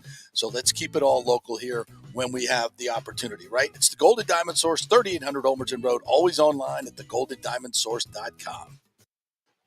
All right, this is for all you guys who don't want to go to the gym and do 5,000 crunches. At Bay Area Modern Medical Center, you can get on the new True Body machine where you can reduce fat and tone up your muscle. It's like doing 54,000 crunches in just 15 minutes. Define your body as you see fit. True Body offers personalized muscle stimulation that delivers the equivalent of those 54,000 crunches in just 15 minutes. Just get in touch with them at Bay Area Modern Medical Center, BAMMC.com. Chris Lugo and the team over there will set you up on True Body and get amazing results. Non-invasive with comfortable and little to no pain and zero downtime. You can isolate and target those areas that you want to improve and treat multiple areas simultaneously. It's an amazing machine, so check it out at Bay Area Modern Medical Center, BAMMC.com. Well, Fitz the mortgage guy did it again. A listener heard his ad, was going to another big bank, but called Scott Fitzgerald at American Mortgage Services of Tampa, and Fitz saved him $618 on his monthly payment. Are you kidding me? Folks, that's big money. Rates are going up, they're going down, they're going all over the place. Scott will shop your loan and save you lender fees and get the best rates. Email him, scott@amstampa.com, or call 813-294-7595. That's Fitz the mortgage guy. Lots of stuff going on right now, and these rates are going all over the place. You need somebody knowledgeable in the market that will work hard for you and get you the best deal. That's my man, Scott. He's done 3 loans for me, done thousands of loans for local folks here, works with a lot of the coaches and players in the area. He's the guy. 813-294-7595, or go to scott@amstampa.com. Insurance coverage can be confusing and expensive. I mean, where do you start? Which companies can you count on to pay out fast and fair? Well, call the great folks at Italiano Insurance. It's a family-owned business. Jeff and Nat Italiano are carrying on the 60-year-plus tradition of giving amazing customer service and giving back to the community through their annual backpack drive for needy students and their support of the local pediatric cancer patients. But it's the customer service that sets them apart. They can shop all your insurance needs and save you big-time money. Don't hop on the internet and waste time looking at some bogus reviews. Talk to knowledgeable agents and not some voice-generated robot. These are confusing times for homeowners, and Italiano's team of experienced professionals can provide the right coverage for every situation: home, auto, business, life. It's Italiano for all the pieces of your life. Call 813-877-7799 or go to italianoinsurance.com. Let's go. Right now, back to the show with JP on FanStream Sports. All right, welcome back to the JP Peterson Show. Kasey Hudson on this St. Paddy's Day is co-hosting with me here as we head through our second hour here. We'll talk some pop culture, all kinds of fun stuff. Welcome back, Kasey. I was just looking at the Valspar leaderboard. And right now, Tommy Fleetwood, who I followed yesterday and was just absolutely bombing the ball. My God, he hits it so far for just a little dude. I don't know if you know Tommy's got the hair, long hair in the back, kind of a skinny English guy, but man, he just crushes it. He's at 7 under par. He's got the lead. One of the worst names or best names in golf, Adam Schenk. Like it's spelled Schenk, but you got to say Shank. Like who? That's like you think of the worst names in sports, like Suck Up for a kicker. Like your name is really Ryan Suck Up, and you're a kicker. I'm trying to think some of the other worst names, but Adam Schenk. If your name is Schenk, you should not be a golfer. He's in second place. Jordan Spieth shot 4 under yesterday. He tees off at 108, so I'll be out there to watch him tee off. Maverick McNeely, another great name in golf, also 4 under. He tees off at 203. Justin Thomas shot 69 yesterday at 2 under. Justin Rose is 2 under for today, so he's playing well. It's going to get harder as the weekend goes on, too, because the weather's coming in this weekend. It's going to be windy. The rough is up. So today it's going to be beautiful out there. It's birdie day. Doesn't look like there's many low scores here in the morning, but you got to make birdies today to set yourself up for the weekend. It's going to be a tough weekend to find birdies. So today is the day for these guys. Usually Saturday is moving day. Today is moving day. Nick Gabrielsic, by the way, local kid from, I think, Mitchell High School, who got a sponsor's exemption, shot 4 over yesterday, 3 over yesterday. He's 3 under today. So he's trying to make the cut as an amateur. That would be a really local kid, really, really cool story. So lots of good stuff going on at the Valspar. Go out there and check that out. All right, Kasey, we have some comments coming in, and talking about our Bucks discussion. Where's the other one? Mario says, I think he agrees with you. Trask right now is a Band-Aid. Jeremy, I think, is kind of a he's a Trask fan. Trask fan. He didn't play with the ones in a game. I know. Why didn't he? Why didn't he? Why didn't they? Guys didn't give him a chance. Yeah, maybe they just didn't want to. Jeremy says, Kasey, Trask will prove you wrong, Gator hater. Look, at least I'm honest about the fact that there's already a dislike there because of school of choice. Now, granted, I went there my freshman year and I chose to leave. Yeah, but good decision to leave. Bad decision to go there. No, listen, people accuse me of that all the time with Jameis, and when they leave home, okay, when they leave your school, I don't care where they went to school, especially if you're covering them in Tampa Bay. You cover them the way you judge them on their performance here. Yes, I was a Jameis fan. I wanted them to draft Jameis. He got his shot. He did some really incredible things when you look at the numbers, but he just couldn't stop turning the ball over. He never got over that hump. And the crazy thing about this, Kasey, and I don't want to go down the Jameis rabbit hole, but I've firms, 33 touchdown passes, right? And he's heading into the final 2 games. He's got no Godwin, no Evans, torn ACL, broken up, and for some reason he decided he wanted to go out and play for his team. And he throws 6 picks and gets to 30 picks. And suddenly that's the magic number. His attitude after that game, check your sheet, that did not sit well with the organization, especially Bruce Arians. It was like, this kid's never going to get it. But if he doesn't play those final 2 games, I don't know if Brady ever comes here. I think they stick with Jameis and say, okay, he's threw 33 touchdown passes. And I think maybe at that point it was 30 and 22 at that point, still too many picks. But I still think they bring him back because he threw for 5,100 yards, led the league in passing numbers. But those last 2 games, and I've said this many times, if I'm his agent, I go kidnap him in the middle of the night. And I said, I don't care how much you want to play for your team, bro. You got $100 million sitting here on the table. And if he doesn't play those 2 games, he probably gets an extension of $100 million or whatever it is. That's crazy. That's crazy to think that. But I mean, they say it's a game of inches. You never know what's going to change your trajectory there, which, I mean, I'd have to go back. I saw some good things with Jameis Winston. I also had my own pre-notions about him. I mean, my brother played with him for 1, and they won the national championship together in 2013 for 2. So it comes back to the fact of, when's this kid going to learn? And he just never did. Never I thought he was gonna, he was gonna get that out of his game, but he just never could. Um, let's see. Christopher Cole says draft D line or a safety with the 19th pick. I'm with you, brother. I need D line, a safety. Boy, he's got to be a transcendent player at night. I don't know who you're talking about. I'm trying to think of who you might be talking about, but I need somebody up front with that 19th Who's pick. that Sydney guy? Sydney Brown or something? Yeah, I could yeah, be butchering that. yeah. I think a lot of people were throwing his name in the mix. Yeah. But I like these edge rushers. I just think we need that's the pop that this defense needs. Branch would be a stud to go with Winfield. Yeah. Branch. Yeah. I can see that, but with top picks, I got to have something close to the ball. Either you have to be an outstanding receiver, in a first round, never drafting a running back, almost never. It's safeties, linebackers. I got to have an edge rusher or a dominant offensive lineman or a dominant defensive lineman with this Gotta pick. be D-line. I don't. D-line for me, because you can't go from being the best run stop team in the league to the worst. Like, that was terrifying for me. So they've got to get their grit back when it comes to stopping the run. Yeah. I look at Mario Christian said, where is he? Is draft D line or where's the one? I wanted to get that one up there. Oh, how many wins y'all thinking? He says 6 to 8 wins.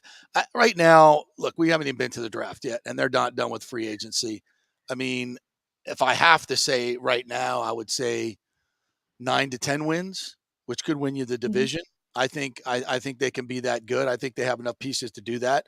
But that's why this draft is so critical, Kasey. I think if you go get 2 impact starters like they did with Wirfs and Winfield, this team becomes markedly like if they were to get an edge rusher that got just broke the bank and get 12 to 15 sacks, opposite Shaq Barrett. I mean, huge. If they were to find a defensive lineman that they could anchor with Vita Vea, for the next 5-6 years, that would be huge, and that would be an impact first year.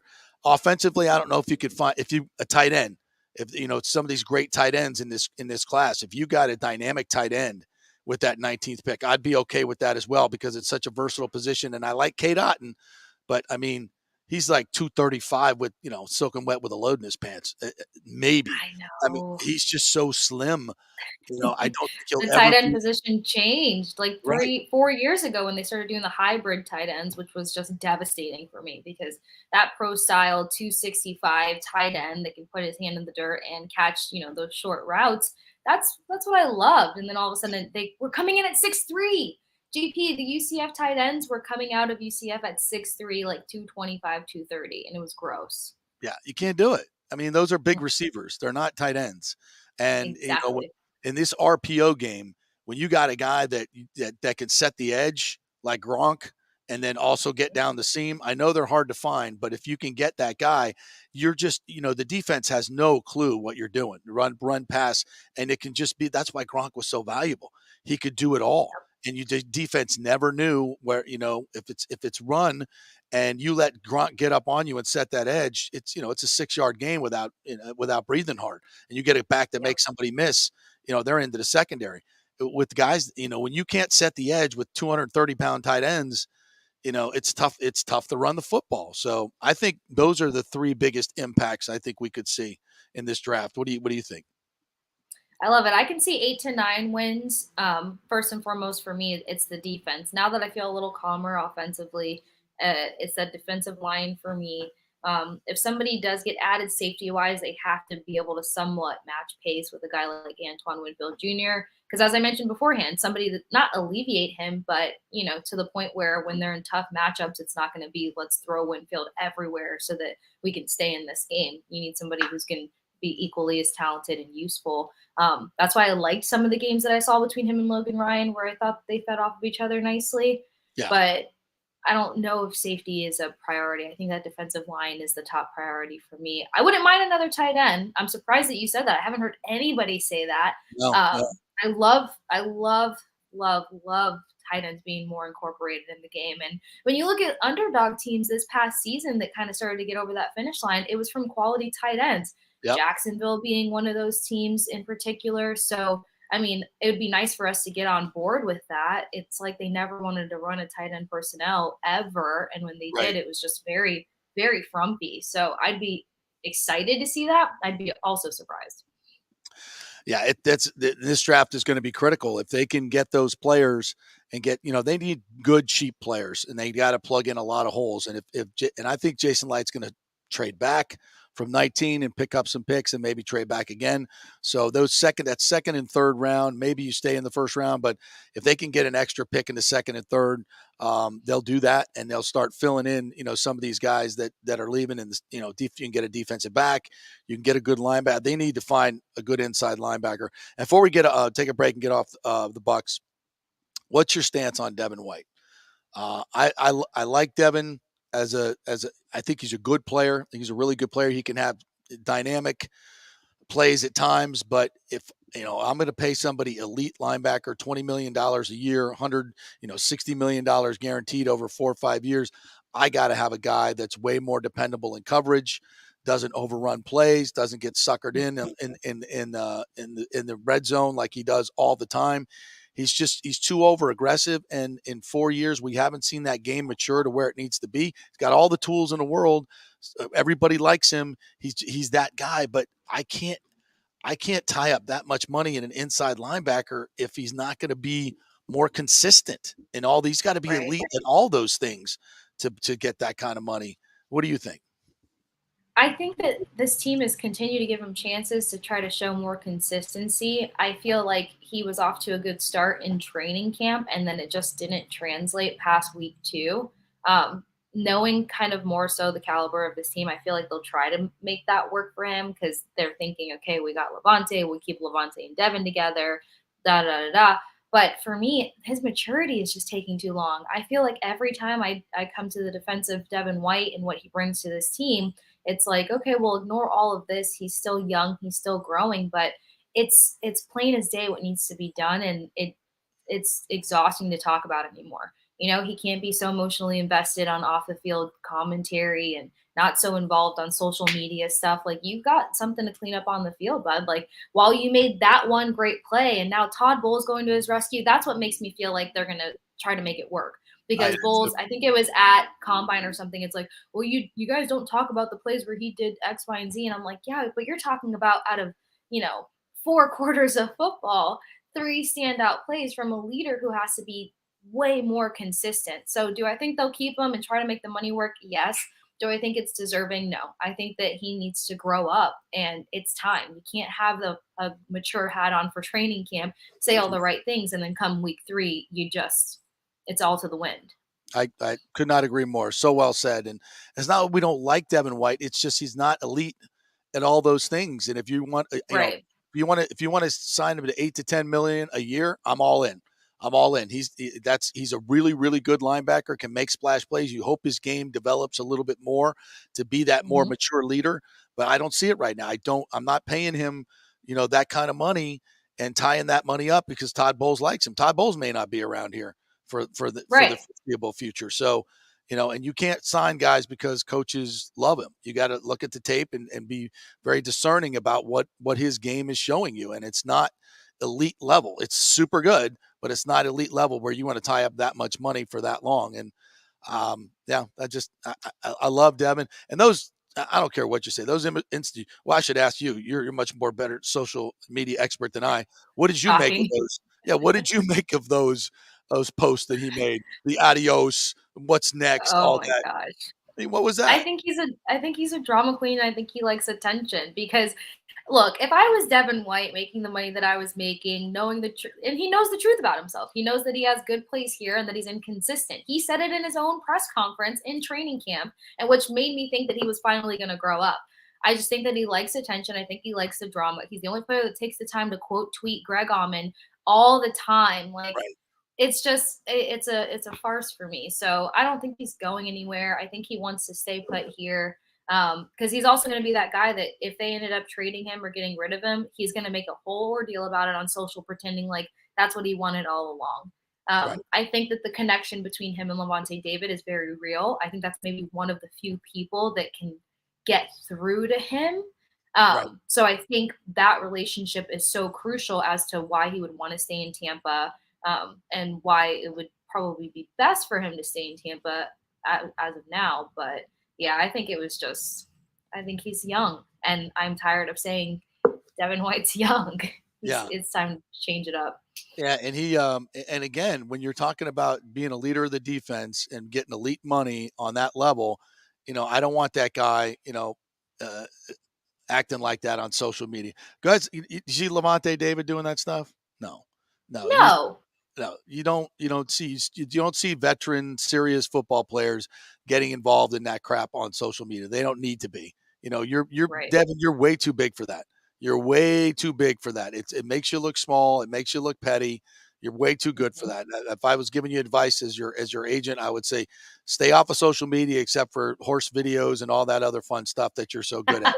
Amazing. We love that stuff. You're the best Yeah. at that. Stick to that. We're beneath you. Me, Greg Allman, all this, we're beneath you. We're just talking about football and reporting and doing those things.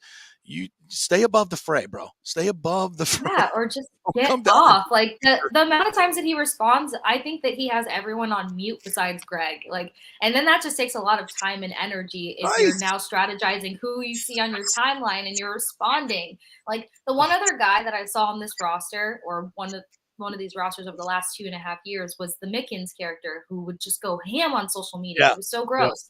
And I'd be like, somebody take his phone away. I don't know why he has not been grounded yet to not hop on. But you can be confident and have swag and not get sucked into social media. I mean, Sean Murphy Bunting, his name was dragged through so many different conversations. You loved him one minute, you trashed him the next minute. I have also been not so great when it comes to his game sometimes, but he wasn't on social media responding to everybody. He posts a prayer and he keeps it pushing. Like Carlton Davis, when he has a bad game, like you've got young guys on this team that know how to turn their shoulder. And that's why I'm saying Devin White's extension of it's time to grow up has now expired. Yeah. Like you're seeing that people are capable of doing so. You're not the only person who gets criticized on this team.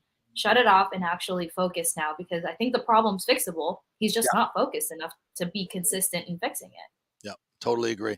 All right, we'll take another break, and then as promised, we're going to get back. We're going to get into the pop culture stuff. So quick break on this St. Patty's Day. We'll be talking about what you're drinking, what you're eating, where you're going, all that stuff. We'll have some fun in this last half hour. Stay with us. Kasey Hudson co-hosting. The boys are back. The PGA Tour's Valspar Championship returns March 16th to the 19th with 4 days of incredible golf plus a host of activities that make it Tampa Bay's hottest spring sports ticket. There is more to the Valspar than just great golf. It's the Hooters Owl's Nest, the Snake Pit Club, accessible by premium tickets, and other great venues throughout the course for those with ground tickets. And new in 2023 is the Rooftop, a new prestigious venue at the 18th green with music, food, and fun. Plus, you never know who you're going to see at the Rooftop. Tickets are on sale now at ValsparChampionship.com for all tournament days, both grounds tickets and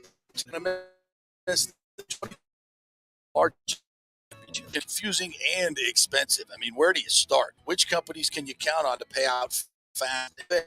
Well, call the great folks at Italiano Insurance. It's a family-owned business. Jeff and Nat Italiano are carrying on the 60-year-plus tradition of giving amazing customer service and giving back to the community through their annual backpack drive for needy students and their support of the local pediatric cancer patients. But it's the customer service that sets them apart. They can shop all your insurance needs and save you big-time money.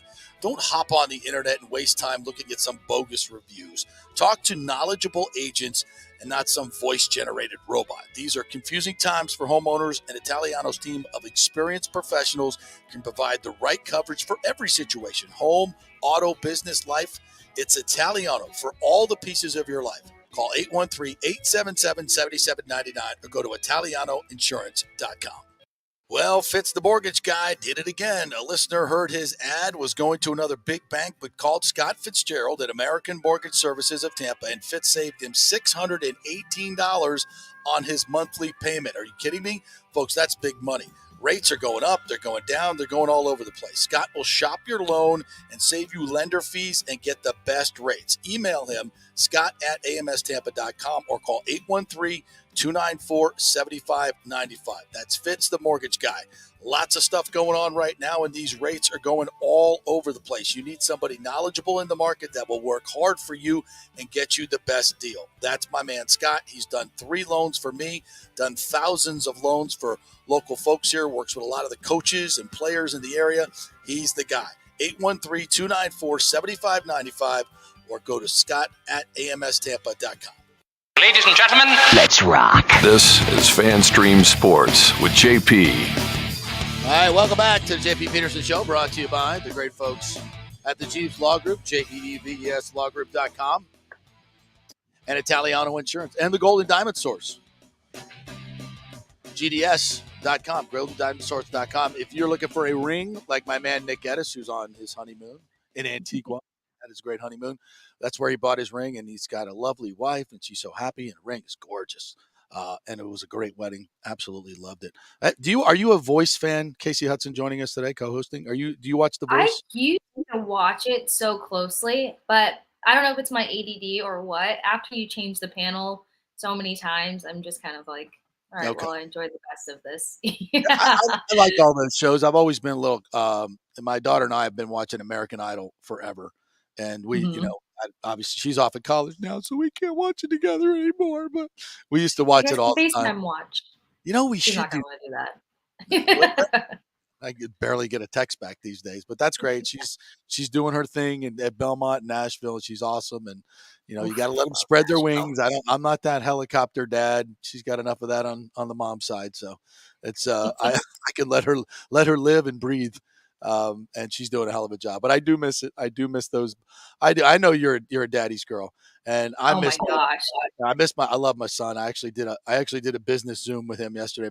Our company's doing business with his company, which is really cool to see. Yeah, it's really cool to see him in a professional realm. We did a Zoom yesterday working on my website and my partner's websites as well. And he's so professional. He knows what he's doing. He's really good at it. And I'd get off the Zoom and I'm like, damn, you're good. You're really professional. I would buy a website from you. Absolutely. 100%. And then my daughter she's doing well at Belmont. She's in music business studying that. But I had a memory yesterday on a trip that we took to New York City, and I'm a closet Broadway musical fan, and I take her to all the when she was growing up to all the shows at the Straz, and we went up and we saw Dear Evan Hansen, we saw Chicago, we saw a bunch of good stuff up there. And the memories came back on the picture, so I sent it to her, and she's like, "Oh, that was a great trip." I'm like, "It was such a great trip. It was fantastic." So it's making memories with my kids has been such a joy in my life, and we still do. My son and I, we go to an away game every year for an FSU football game and a home game. So we do that, and then we're definitely going to go to Dublin because his mother is Irish, so he has Irish passport, so we'll all be in Dublin for the FSU Georgia Tech game in 2024. But I love travel, love all that stuff. So I'm going to get into some of the stuff that you do. And we'll start with music. I know you're a big music person, and your dad and your mom are very influential in your music choices. That's why you're so. I love the stuff that you love. So tell the folks who are your top five concerts or groups you like listening to. It feels so hard. My first concert ever was Linkin Park, and of course, you never forget your first. Right, exactly. So of course, love Linkin Park. It was a great concert. I mean, anyone that's ever listened to Linkin Park, even though they're a little on the edgier side, they were such a production situation. So you saw great visuals to go along with all the songs. So that one was great. Where'd you see them? I saw them at what used to be called, what was the name of this arena here in Tampa 15 years ago? It was an oil company, I think. Not what Emily Arena is. The smaller arena? No. Where was it? Yeah, it was the name before that. I'm drawing a blank on that. I'll remember it like 4 hours later. Which arena? Like, was it in downtown Tampa? Yeah, it was down here in downtown Tampa. It wasn't Emily yet. It was something else. I saw Disney on Ice there. Yeah, when I was a kid too. Yeah, so around that time, but it was here at the arena, and it was Linkin Park forever ago. The other really good one, Blink-182, has always been a fantastic production and a great concert. That's actually become a routine for my group and I. I have the same group of 7 best friends for 17 years, and we've seen Blink Wow. 182 6 times in concert. Didn't they So just I come have to or are put they them up there. coming? Did they just come or They are were here 4 years ago, and they'll be back this summer. So it's funny because the I gotta lineup go from see them. 2019 is basically the same lineup this year. So Blink 182 is here in July, and so is Dirk Bentley, and Dirk Bentley's on my list too because Oh, he's a fun pop country guy. great stuff. I also love a lot of the collaborations that he does. Maren Morris, Kelsey Ballerini, the Osborne brothers. They had a time. I mean, I felt like I was just sitting in on somebody's private party Yeah. during their concert time because he So brought good. them on stage 4 years Yeah. ago, and so he'll be back this summer, Was and that I'm the going to drunk that was one. that the drunk on a plane tour where the Yes, plane came out of the that was yeah. awesome. That was Imagine fantastic. how much work that takes, but the commitment. It was so much fun, Yes. and I had passes for up close, but then some of my friends were back in the I field was in the part, so pit. I I started was the in the pit concert for in the that one. field. Yeah. Yeah, and so you still felt like you were in the concert from way back, and then Yeah. we finally took our passes and went up front, and that was a whole other thing. So that was fantastic. I was with my Um, daughter on that one too. Yeah, we I take her to a lot of Great. concerts too. Yeah, so we were down in See, the pit for that one. That was good. that's one of the best things to do with your parents. It might sound weird, but my parent, they're great concert people to go hang out with. So Cage the Elephant, they're a British rock band. I've done that. The Weekend, really good, equally Yeah. as fun production wise as the Super Bowl one. Yeah. So I will say, even though I don't listen to like a ton of his stuff, that was a really exciting concert. And then the most recent one, my mom and I just went and saw Journey together.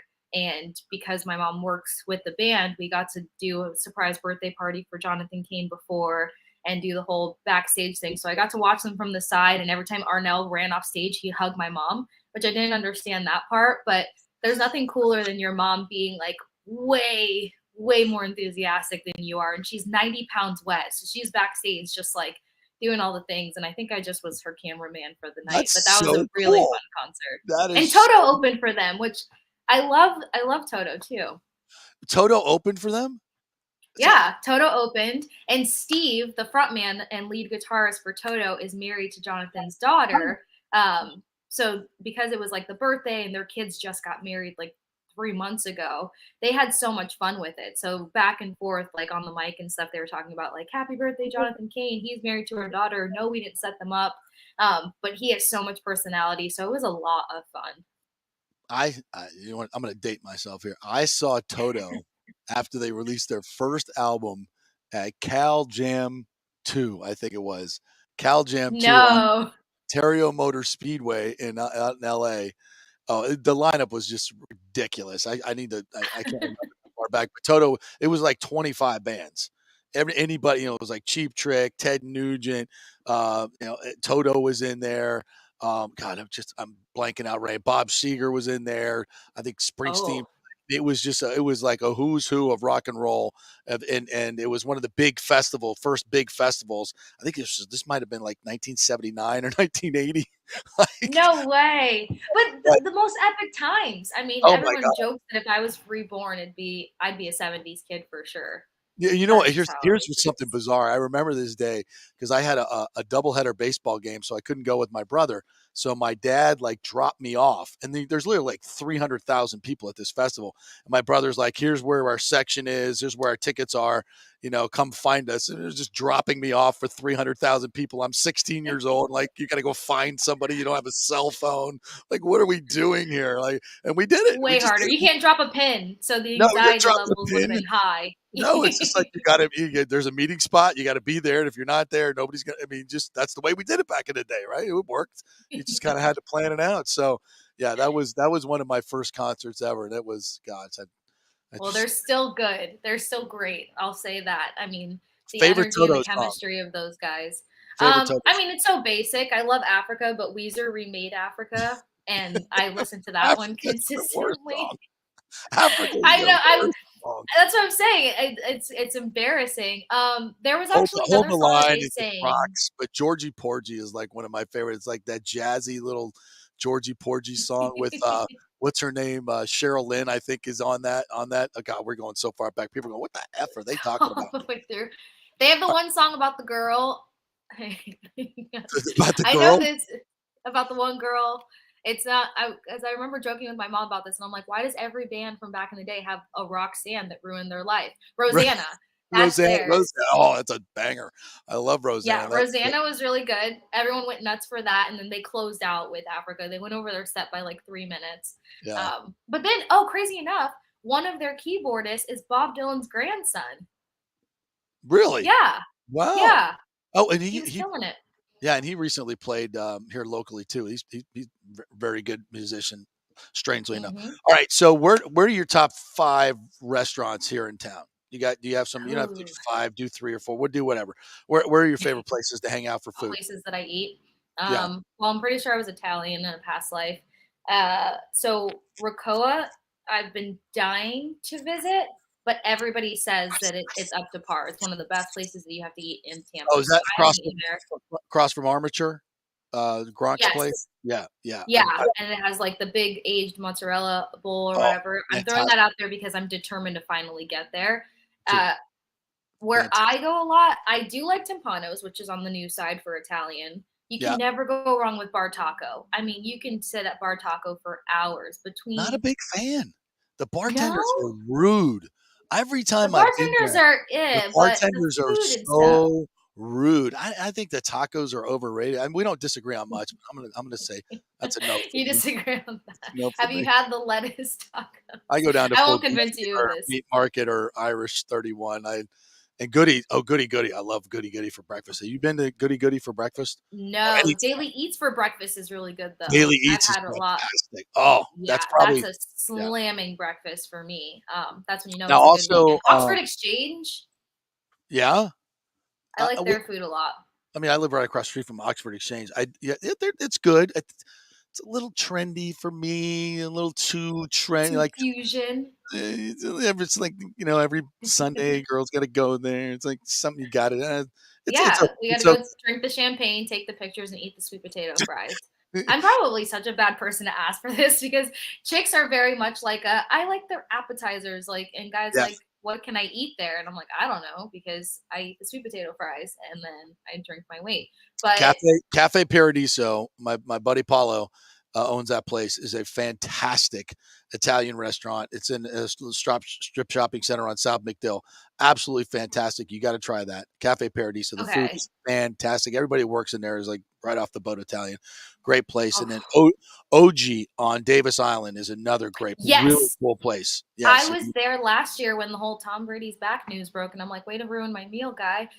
So good though. It Yeah. was so good. I love Davis Island. The little Yeah. coffee shop's probably one of the best ones. DI coffee shop. Yep, that's where I And get that's where I then get all my Brady scoop, by the way, the DI coffee shop, if you ever kn but now he's gone. yeah. Yeah, just hang out The there for a little while. bagel, the little breakfast joint right Yeah, across from that's actually really Farrell's. good. Great bagel sandwiches. I had that for Yes, the first time Farrell's a has few months great ago. and the little Chinese place right next door, I've been going there. I used to live on Davis Island. I've been going there for 15, 20 years.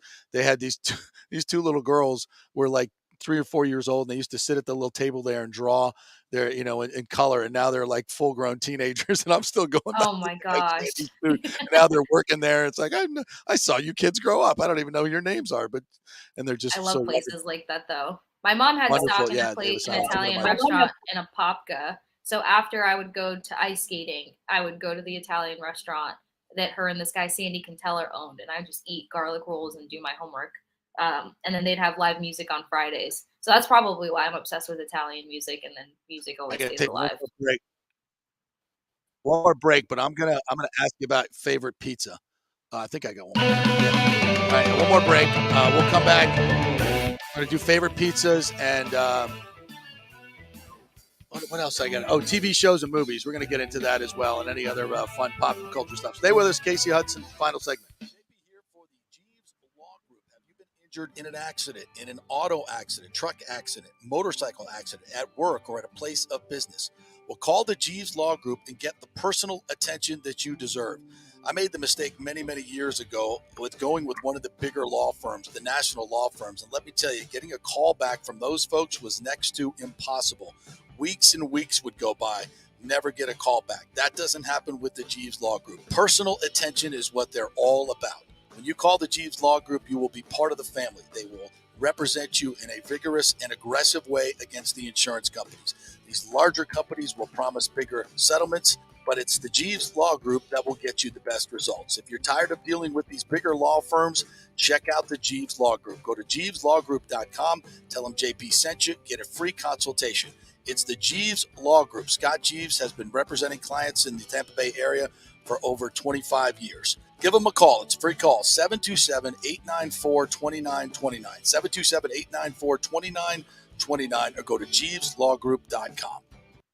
Hey guys, JP here for the Gold and Diamond Source. There is no better place to shop for jewelry than the Gold and Diamond Source. We know that. They are the family jewelers, and they will treat you like family. It's always a fun experience. Just head on over there. You will not find a better selection anywhere in the world. It's a jewelry super center. They've got engagement rings, necklaces, earrings, pendants, chains, and thousands of diamonds to choose from. They're all right there. They don't have to ship anything in. They have jewelry for every price range as well. Guys, if you're looking for some of those baller watches, they have a great selection. They have new and used. You can get some great collectibles there as well. And if you're looking for some more affordable gold and diamond jewelry, you have to check out the Emily collection from Emily Johnson Weintraub. Emily created this collection for people who want to wear and stack elaborate jewelry but don't want to pay the big ticket prices. You got to check this stuff out. The Gold and Diamond Source has plenty of options to accommodate any budget, interest-free financing for up to 5 years, and a layaway program, 20% down and only 6 monthly payments. And this month only, get up to 15% off the March birthstone, which is aquamarine. Like we always say, keep it local, folks. The Gold and Diamond Source, Julie and Steve Weintraub, such great philanthropic benefactors. So let's keep it all local here when we have the opportunity, right? It's the Gold and Diamond Source, 3800 Olmerton Road, always online at thegoldendiamondsource.com. Ladies and gentlemen, are you looking to lose weight or just lean up for bathing suit season where there are so many diets and chiropractors and weight loss clinics out there? You don't know where to start, right? We'll start at Bay Area Modern Medical Center. Chris Lugo, PA, and his professional staff will devise a personal plan for you that gets results and will help you keep the weight off. Everybody metabolizes food and supplements differently. Many of these other approaches are designed for the masses. So how's that going to work for you specifically? It's not. Chris will spend one-on-one time with you to find out what works best for you so the weight comes off safely without the use of harmful drugs and side effects. Call 844-977-3477 or go to BAMMC.com. Tell them JP sent you for priority scheduling. 844-977-3477 or BAMMC.com. Insurance coverage can be confusing and expensive. I mean, where do you start? Which companies can you count on to pay out fast and fair? Well, call the great folks at Italiano Insurance. It's a family-owned business. Jeff and Nat Italiano are carrying on the 60-year-plus tradition of giving amazing customer service and giving back to the community through their annual backpack drive for needy students and their support of the local pediatric cancer patients. But it's the customer service that sets them apart. They can shop all your insurance needs and save you big-time money. Don't hop on the internet and waste time looking at some bogus reviews. Talk to knowledgeable agents and not some voice-generated robot. These are confusing times for homeowners, and Italiano's team of experienced professionals can provide the right coverage for every situation: home, auto, business, life. It's Italiano for all the pieces of your life. Call 813-877-7799 or go to ItalianoInsurance.com. Pure sports. JP is back on. Welcome back. FanStream Sports. All right, welcome back to the final segment here with Kasey Hudson co-hosting for us. Covers Bucks, Lightning, and it's just an overall wonderful and interesting person. And it's so much fun to have you on for 2 whole hours here, Kasey. I know we haven't had a chance to do this. I know it's great fun. Well, hopefully we'll have you back from time to time when Nick takes time on. Nick will be back on Monday, and I'm going to work him like a dog next week. So all the stress he's put me through having to push all these buttons here, it's crazy. A couple other things we wanted to get into, and I thought you mentioned something I had not seen was former Lightning #1 pick Slater Cuckoo has basically said he's done playing hockey. He can't play anymore because of his anxiety. He wouldn't eat the night before games or day of games, and just couldn't handle the pressure. There's probably a lot of guys that go through this in sports that just don't talk about it, and it's I hate to see it for a guy like this, as talented as he is, but it's a reality. What are your thoughts? Oh my gosh. Well, it tells you how hard it is to have this conversation because he kind of put up the skates, I want to say nearly a year ago, I think he said in his statement. So to take a year to figure out, should I say something, should I not? Will it actually be helpful? Will it not? And I think that's what I would say the negative side of social media, what has tainted a lot of truth and necessary conversations is that nowadays, know if social media is for attention or if it's actually to make breakthrough on something. So that year that it took him to speak up on it, I can only imagine what the mental battle was there. But the crippling anxiety is real. I mean, I don't know it to the full extent that he does, but I know that like I'm a stressful non-eater. The minute that my stress levels hit a certain level, I can't do anything to the point where I've passed out before. I think Wow. it's genetic because my mom is very much, I joke about her being 90 pounds wet, but she's always been in high stress level jobs. And I think a lot of that's always contributed to it. So I feel for him because trying to work out and to play a game at such a high level without any nourishment in your body, not having food in your system can cause cloudiness and mental cloudiness and fatigue. So the fact that he even played as long as he did with that is tremendous, but it's also so sad and so scary because you would hope that somebody could have got help for that so that they could have stayed playing something that they earned so much. Because hockey is any major league. When you make it to this level, there are sacrifices involved, and to get all the way here and to have something like anxiety take that away from you, that has to suck. And I'm sure Lightning fans will, are probably guilty of this as well. It's like, why can't this guy play? What the hell's wrong with him? We put a lot into, Mhm. and it just, these are things that are, usually unknown when you draft guys, especially younger guys. They don't talk about it. It's not revealed. So yeah. And, it's interesting. I think there's probably more of it and listen, there's times to talk about it. There's times it's real, but there's also times to step up and deal with it. And I'm not taking this specifically about Slater Cuckoo. A lot of people use, the mental health card, Right. because they just don't want to push through things, so it is a slippery slope, and you don't want to, that's why, when you're criticizing guys, you kind of got to really try to understand what's going on and find out what's going on, because sometimes you just don't know. Yeah. You also brought up one of your favorite TV programs, Ted Lasso, which from time to time will deal with some kind of weighty issues in a funny way, right? Oh my gosh, yes. It's so hard to get my family to agree on a show with me. And of all the bad ideas I've had, I finally got them on board with Ted Lasso to the point where we were all glued. We put an outdoor TV because my mom lives on a big like lake or whatever. So we put the outdoor TV out there, finally got everyone to sit down and watch it. And 2 minutes in, they're bawling their eyes out. This is where I miss my brother. Yeah, They're hysterical and then they're laughing and crying and laughing and all of the schizophrenic things that females can do when watching one show. And it's great because they just intertwine it so perfectly. You're in the middle of you're feeling this very relatable moment, and then the therapeutic moment hits at the same time. So, for instance, Ted Lasso is dealing with the fact that he's this overly positive guy who doesn't quit, but you don't find out until later on why he doesn't quit and why that's such a trigger for him because it's something so personal within his relationship with his dad. So, what I love about a show like that is, and you probably get this more than anybody, coverage is so exhausting. You have to be so on top of things. And like for somebody like me, I'm learning still so much with every coverage. So I have to turn that off sometimes yeah, when I'm done with something. I can't sit there and still stay so divulged in sports. But with a show like that, you're seeing sports from a different perspective that you can understand and you're getting that comedy kick. I love comedy. I love watching anything yeah, that's going to make me laugh and think a little bit, but not too much after everything that we have to do. So I'm just a big fan of how they piece together the show and how they have all of those relatable moments, or even moments that you may have never experienced, but now it's on your radar to kind of be a little bit more considerate of certain situations. And I think that kind of ties into Slater's statement. Like, you yeah, never know what somebody's battling. I think a good journalist these days, instead of saying, well, it's our job to figure it out, well, it's also your job to establish that relationship. Let this person know it's a safe place and that you're not out to get them.